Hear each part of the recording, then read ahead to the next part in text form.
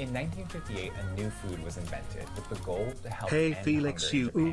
Japan. The inventor knew it had to be I've never delicious, seen this before. non-perishable, easy to prepare, and inexpensive. That food was this 29-cent pack of instant ramen. Every day, 290 million people eat instant noodles. They've even been eaten in space. Roger. Reportedly, the astronaut said, "I enjoyed it." But you don't get billions of dollars in sales and a Sanrio merch tie-in just by accident. So how did a 48-year-old businessman who knew almost nothing about making noodles start a multi-billion-dollar industry? Wasn't it like an accident? Momofuku Ando was an entrepreneur with a wild resume. Everything from selling textiles to charcoal, and he even started a school at one point. Now, Ando's story has admittedly gotten a bit mythical over time.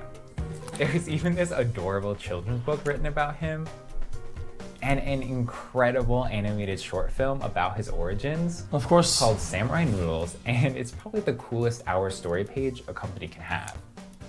And I think you could see the resemblance. But anyway, Sure, to really dude. understand how that giant box of ramen ended up in your grocery store, we have to go back to 1940s Japan. After World War II, Japan faced widespread famine and had its worst harvest season in decades. A Nissan spokesperson would later state that at the time, people were starving and queuing for noodles at street stalls. Because of strict rationing laws and a ban on selling street food, thousands of unsanctioned why? open-air markets started. Wait, chat, if things are going downwards, chat, why are they banning street food? Rationing laws and a ban on selling street food, thousands of unsanctioned open-air markets started to pop up. It's estimated that factory workers got more than half of their vegetables on the black market. At the time, Japan relied heavily on the wheat provided by the US during its occupation. Ramen and gyoza, both made from surplus wheat flour, were considered stamina food because they were high in calories and kept you full. But at the time, there was a big push to use the US provided wheat to make bread. Ando, as inquisitive as ever, wanted to know why the government wasn't using more of that wheat flour to make noodles, which were much more common in Japan. Dude, look at this Chad. He said, if you change your diet, you are in effect throwing away your traditions and cultural heritage. Ando thought that ramen that was more accessible and easier to prepare could be a solution to Japan's hunger problem. But in response, he was basically told, if you think it's a good idea, then do it yourself. So he did. But this was no easy task. Ando had basically no noodle making experience. And remember that checklist? He had to figure out how to bring great flavor and texture to instant food. After a year of experimenting, he finally had his breakthrough. Chat, this is a hot take. I actually put less water, right? Barely enough, right? So it tastes more. And I actually, I open up the lid so it cools down faster, so the noodles stay crunchy. Favorite anime, Samurai Noodles, the development process looked a little bit like this, which is pretty epic. Basically, after watching his wife make tempura, he realized that frying the noodles I like crunchy noodles. was key. Frying extracted their moisture, so they could be stored for long periods of time and then rehydrated with hot water. That's how we got this iconic brick of noodles. What you'll love is that you can serve your family in 3 minutes and for just pennies. What I find so interesting about Ando's invention was that it wasn't an accidental breakthrough. He thought instant noodles would be a success, and he worked for a year to find the solution. Looking back, he said the experience of hardship and suffering strengthened me to succeed in a critical time. In 1958, Ando released Chicken Ramen and changed his company's name to Nissan, which you probably recognize. Ando played a direct role in trying to sell instant ramen, reportedly setting up a sales booth in Tokyo to give customers a chance to try the new product. At first, it actually cost more than 5 times the price of fresh noodles, but the taste and convenience made it a huge hit.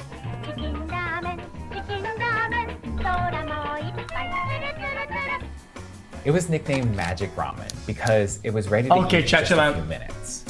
It was now over a decade since the end of World War II. Japan's economy had started to improve, there was a surplus of wheat flour, and people were going back to working long hours. These were the perfect circumstances for instant ramen to succeed. Chicken Ramen sold 13 million packages in its first year, and sales in Japan skyrocketed, growing by billions in just a decade. Holy shit, dude. As its popularity grew, dozens of companies started manufacturing instant noodles. In 1968, instant ramen was estimated to hit 3.5 billion servings. I know Maruchan, I think. But Ando wasn't done inventing. At age 61, it was time to make instant noodles even more instant. Nissin introduced cup noodles in 1971, and like chicken ramen, it was a huge hit. In fact, it was so popular that Nissin couldn't meet demand, even though they were making 650,000 cups a day.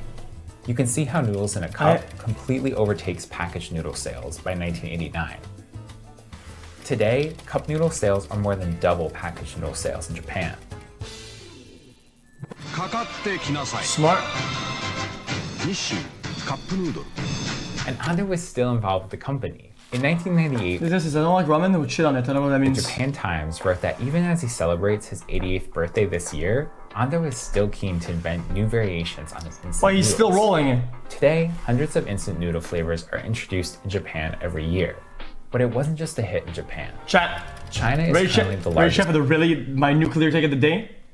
I used to love chicken. Again, chicken is pog. I think beef is better. market, said it. eating over 40 billion servings a year. But South Korea leads in per capita consumption with a staggering 75 servings per year. That's a lot of instant ramen. Here in That's the a US, pure the original taste. Nissin Top Ramen was introduced in 1972. Most people are like Corey. They love eating all those noodles and top ramen. 6 years later, the Washington Post wrote, "Now the noodles are threatening to replace TV sets as Japan's hottest export to this country." Ando was even Veggie? awarded the Key of the City in LA. And in 1989, the New York Times wrote, "The growing US appetite for Asian-style ramen can no longer be ignored." It became a fixture in US supermarkets, Interesting. despite being a new type of food for a lot of Americans. Today, instant ramen consumption in the US is over 4.5 billion servings per Chat, year. when I was young, chat, you would smash them inside the package and you would open it. You take the packet, you dump it in, and you'd close it with your hand, and you would shake it, and you would just eat pieces like that of crushed up dry noodle. And over 100 billion servings globally. And in case you were wondering, Ando finally retired at age 95. Nissin, the company Ando founded, reported over 450 billion yen in revenue in 2019, or about $4.3 billion. It's now led by Ando's son, Koki.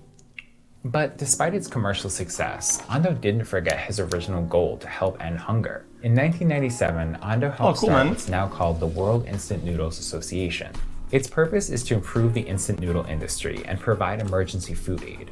Since its founding, the organization has helped donate hundreds of thousands of instant noodle servings. Ando once said, "It is never too late to do anything in life. You can have a new beginning even at the age of 50 or 60. And he really Cool, lived man. his life with that mindset. Whether or not you believe every detail of the samurai noodle story, Very nice. instant ramen completely changed the way that people ate a centuries-old food. That was a big video. I enjoyed it.